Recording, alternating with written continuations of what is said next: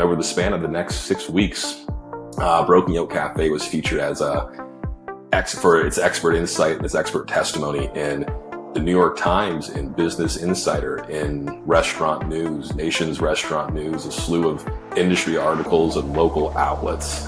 And it was the first time that the brand had really kind of broken off into that caliber, we'll say, of media. And that was very early on in my days here at Broken Yolk Cafe. Welcome to Future Fuzz, the digital marketing podcast. Welcome into Future Fuzz, the digital marketing podcast. I'm Vince Quinn, and today we're talking about grassroots and national news. Joining us for this conversation is Conner Gossel. He is the director of marketing for Broken Yolk Cafe. Conner, welcome to Future Fuzz. Thanks for having me. Couldn't think of a better way to spend a Friday. That's right. And for a Friday, good vibes, very relaxing, same kind of vibe that you're looking for when you go into a fine diner, perhaps, looking for that kind of energy, right? It's a Sunday, You've done your research. Some drinks. You know, that's what you want. I just know the energy, right? I'm by New Jersey. If we know anything, we know diners, you know, like we've got that experience, that homey feel is what you want. So glad we could give that to you today as we record. And I guess just for, you know, I gave a very simplistic caveman understanding, but let people know what Broken Yolk is. Yeah, Broken Yolk Cafe. I always describe it as a quality-focused, family environment-styled cafe. We were founded just under a mile from the sand and surf here in San Diego's Pacific Beach back in 1979. Fast forward 46 years later, our HQ is based on the top floor of that first ever location. But we now have 41 locations spanning across 5 states and about 12 more in the pipeline. So it's more of a challenge, but more rewarding than ever to work to retain that small, independent, standalone cafe feel as you do admittedly become a larger chain. Yeah. And so for you, I mean, you're communicating with all of these different places, all these different owners. So like to be connected with all of them, I know part of the emphasis is that local element, right? Like getting to understand your hometown. So just give us a little bit of the philosophy there as you're communicating with all of these different locations. Absolutely. You know, especially for a full-service sit-down restaurant here in 2025, wherein as an industry, that particular category of the restaurant space is losing foot traffic for the understandable desire for convenience and all the optimizations that the QSR space is seeing. It is becoming increasingly significant that our partners, be they here in San Diego or wherever they might be around the Southwest, which is where we're primarily situated, that they ensure they are really abiding by the principles that helped establish this brand from an early era. And Vince, I don't know if you and I have talked about it, but John Yellowstopoulos, who is the current CEO and owner for the entirety of the brand, when he first got in this space, he had no restaurant experience, but he did, God love him, have 13 credit cards and decided, you know what? I'm going to max out every single one of these, and I'm going to purchase then the only Broken Yolk Cafe here in Pacific Beach. His wife, ever supportive, went right along with him for that journey. And the only thing he could think to do to drive traffic to that first location, start being able to pay back all those credit card bills, was open up his Rolodex and began inviting all of his past contacts, professionally and personally, into the restaurant to eat free of charge. And he did that for months. And his wife would ask him, John, I think that there's some discrepancies in the balance book. I can't really figure out what's going on. Then he'd reach into his back pocket, pull out a very thick wad of receipts just from that day, slap it down. Oh yeah, sorry, these were all comped and on me. For months he did this. For months. And the reason for it was a single North Star in his mind. That being that people attract people. And so he wanted to artificially create that buzz, that fervor for a brand that was always packed. And it actually worked out, that style of guerrilla marketing, as he'll refer to it as. And well enough that since beginning that journey, here we are 46 years later, the brand's the brand's bigger than ever. And his involvement in the community is bigger than ever.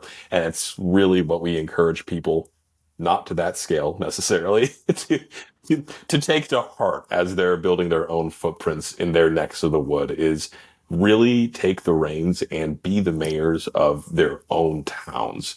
Because it's now, while it's not necessarily people attract people for all of them, the playbook that still certainly applies in this day and age is, if you provide for your community is going to provide for you.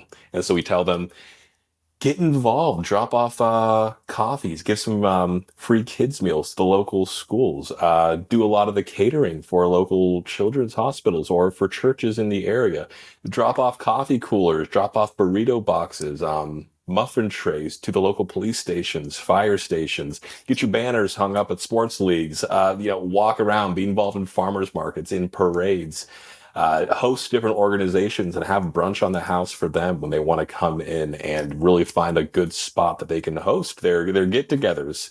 It's things of that nature that are required for a full-service restaurant to really continue to gain momentum, drive foot traffic, and make a community for themselves that are beyond our Southern California bases here.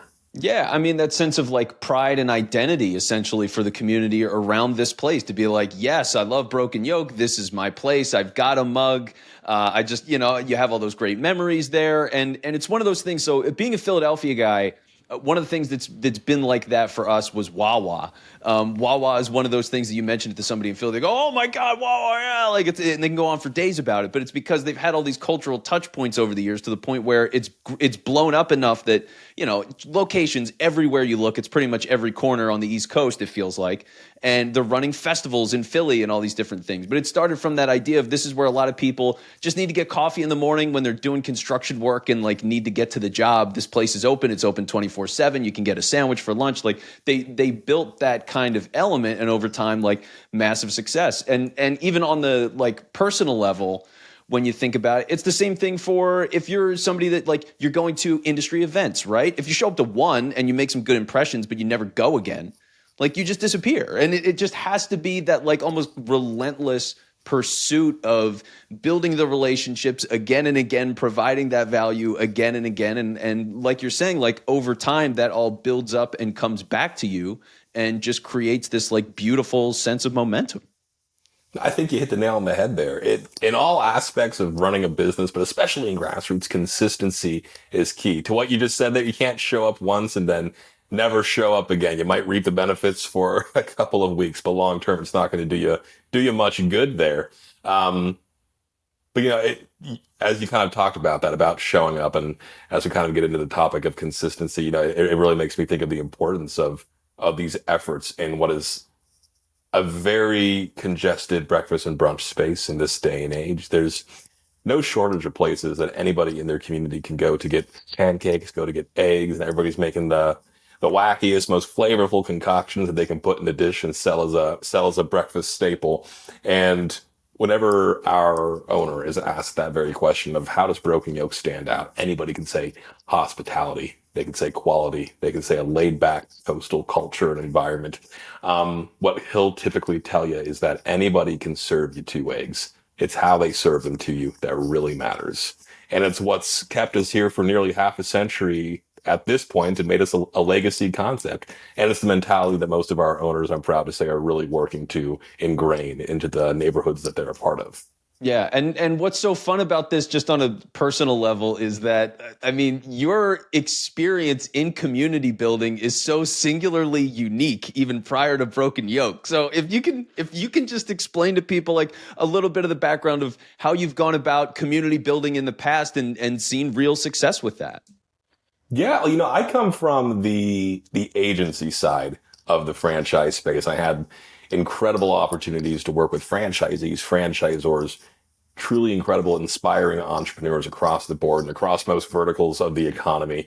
And really, when you're working with such a high quantity of people, you really have to button down and focus on what tends to have the highest impact, whether you have one location or 1,000. And for all of them, what we really focused on was brand building and earned media relations. And we really worked to get people in magazines, in digital publications, on podcasts, in listicles with national media sites, on the Today Show, doing radio drops and being featured on different segments during people's morning commute.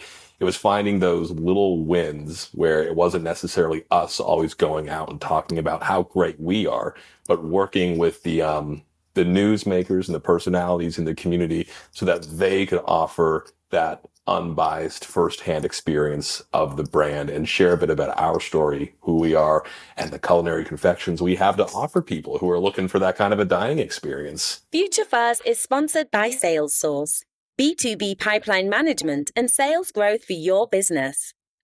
Yeah, I mean, that's what it's all about. And so that's where I'd really love to start to move this conversation, that is because what you've done is you've gotten the grassroots hyperlocal element, but you also have this great sensibility of what is the national story and how does that play? And so like just give people a little bit of that background of, conceptually like what the philosophy is there and really some of the ways that you've applied that to Broken Yolk. Yeah, I've been with the team for just over a year at this point, and I'll share that one of the first things I really noticed when I was joining the crew, and we had some interviews in those early months for some different positions, the marketing team, was you would naturally ask them, what do you know about Broken Yolk Cafe? Or what do you know about John Yellowstopoulos? And to their credit, they'd done their homework more often than not, but they would reference articles or news pieces from 2015, from 2016, from 2017, enough so that it painted a clear picture. Wow. Despite having such an incredible story, despite being a legacy concept, having been around for a while and still growing, we really haven't communicated who we are as a brand or what we do or what is our value in this industry. So a lot of my focus and a lot of the work that we've been doing with our local markets over the course of the past 13 months now is better communicating who we are through more means of public relations. And we've done this in-house. We've partnered with incredible third-party agencies to step in and be a part of that with us. But we've really started talking about John more on podcasts or on national stories because he traveled here from Greece at the age of 17 with $20 in his pocket and now oversees a $110 million restaurant brand. And he's kept it alive for almost 50 years. He, in this day and age, hasn't sold it out to private equity and wants to keep it family owned and continues to win awards even just this year for best breakfast franchise in America and a slew of others on the consumer side. So it's communicating our value, our worth, our standing in the industry, the humanity, the personal stories from John of the brand and the expertise of the people on our team. And that's really what's kind of not only helped us out in search rankings and helped more people to discover the brand, but that have added more of a modern story to who we are. Yeah, and that's what it's all about, right? Like one of those things where, for me, I was in sports media, and so doing sports radio for a long time, one of those things that we would always constantly do is, because at some point when you're doing 4-hour shows every single day, you got to find stuff to talk about. And so one of these things is we would do it was like your B topic, if you will, or your side topic. So it'd be like, hey, here's the main conversational sports stuff that we're going through, but let's come up with like some goofy thing that isn't, it's lighter and people can call in and easily engage with. And so it'd be things like, hey, this new movie just came out, and what are some ways that we can tie that into being a sports conversation? If you could cast an athlete to star in this movie, who would it be? Like silly, stupid stuff. But the whole thing was everybody understood it, connected to it, could relate to it, and it was a way to have a quality conversation. As much as sports radio is quality conversation, but you could have that conversation through that like pop culture element. And so I think there really is like a mastery that comes to understanding, okay, where is the public consciousness right now? And what is this brand and what is our message? And what are some of the ways that we can go about artfully making those connections that don't feel, in a sense, like ham-fisted, right? It's like this natural, how do you get that natural connection in an engaging way? So like just to dig into your brain a little, I mean, what are some of the things that you're considering then when you're thinking, okay, and this could be with Broken Yolk or just in past experience, what are some of the things that you're thinking about when you're trying to forge those connections? From an immediate perspective, the thinking is there any avenue, even in a worst case scenario, that this could impede us if we are to try and newsjack, so to speak, and hop into a larger conversation? And it actually brings up a pretty interesting avenue that we took earlier on in the year. Egg prices are typically for a crate. They're around $30 to $35 on average. However, you may recall earlier on in the year, there was a big egg shortage. There was disease outbreak with egg-laying hens, enough so that we had to import tens of millions from Turkey. But for a lot of our franchise owners who order in hundreds of crates on a weekly basis for these eggs, prices for each one up from $30 to around $140 for each one. And on the marketing front, we tried to think, you know what, there's no way that we necessarily can alleviate how this reflects on their P&Ls, but are we able to leverage this moment with the public consciousness, with where reporters are focusing a lot of their stories, to put what is a regional brand in the limelight for a second? So I sat down with our owner and I just asked him, hey, if I can line us up for opportunities perhaps where you can take all of your decades of experience to where Ed Powers, who's our director of operations, former director of operations for Chili's, to go into different positions where they can talk with reporters and talk about how we're navigating this crisis. Are we interested in that?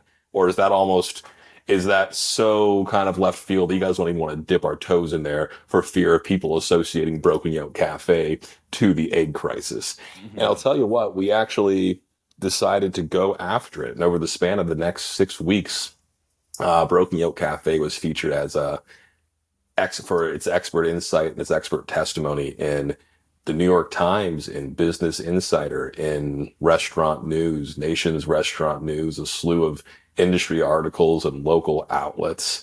And it was the first time that the brand had really kind of broken off into that caliber, we'll say, of media. And that was very early on in my days here at Broken Yolk Cafe. And I think giving the team an opportunity to see what smart and even in some cases risky media relations, the benefits that I can bring forward, have really painted a picture of how pivotal and how important that is to a brand like ours. And so ever since, it's been a primary round in the marketing chamber for us to really get the brand out there and connect with franchisees and new families.